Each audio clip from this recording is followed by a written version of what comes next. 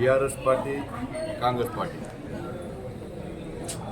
ఇద్దరు తెలంగాణ రాష్ట్రాన్ని పూర్తిగా అవినీతి కంపుతో ముంచేస్తున్నారు.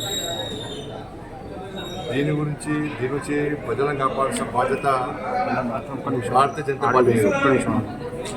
దానికి అనుగుణంగానే ఇవాళ భారతీయ జనతా పార్టీ ప్లాన్ ప్రకారం ముందుకు రావడానికి సిద్ధమైంది. కిషన్ రెడ్డి గారు జమ్మూ కాశ్మీర్ ఎన్నికల్లో ప్రచారంలో ఉన్నారు.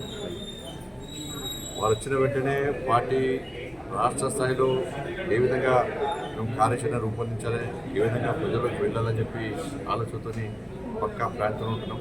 ఇక్కడ మీ అందరూ తెలిసి వాళ్ళు మూసి ప్రక్షాళన పేరుతో 1,50,000 కోట్లు ఖర్చు పెడతా అంటున్నారు. వాళ్ళేమో కాళేశ్వరం పేరుతో 1,00,000 కోట్లు ముంచిన ప్రజలైతే మారబెట్టిపోయారు. వీళ్ళు మూసి ప్రక్షాళన పేరుతో 1,50,000 కోట్లు జీతాలు ఇచ్చే పరిస్థితి లేదు, 6 గ్యారెంటీలు అమలు చేసే పరిస్థితి లేదు, ప్రజలకు ఇచ్చిన హామీలు నెరవేర్చే పరిస్థితి లేదు. కానీ మూసి ప్రక్షాళనకు ఎక్కడ చేస్తే పైసలు.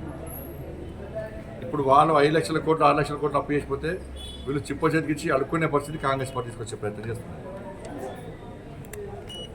కానీ ఒక ప్లాన్ లేదు, కేవలం మభ్యపెట్టే మాటలు.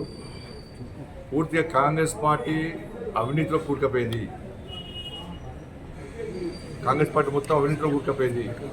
అవినీతి కంపుతో కాంగ్రెస్ పార్టీ వల్ల ప్రజలు ఇబ్బంది పెట్టే ప్రయత్నం చేస్తున్నారు తెలంగాణ రాష్ట్ర ప్రజలు.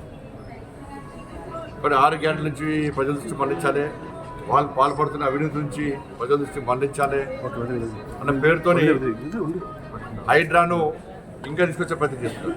ఇప్పుడు హైదరాబాద్ హైడ్రా విషయంలో ప్రజలు కూడా పూర్తి వ్యతిరేకతస్తున్నది. అసలైన తొలి వెలుగు.